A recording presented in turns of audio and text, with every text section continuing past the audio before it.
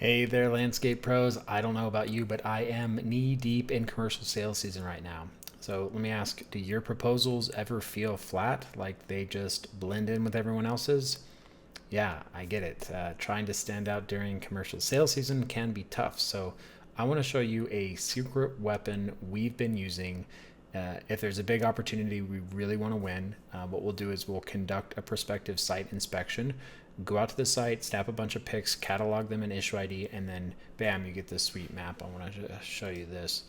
So your potential customers now know you know what you're talking about because they're literally seeing their property from a bird's eye view with all the issues documented and pinned on a map. So, and you can do this really quick, especially with our template. So I'm telling you, this is game changer.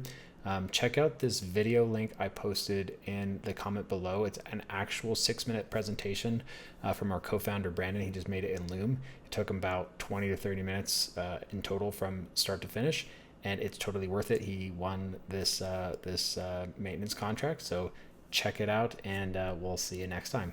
All right, see ya.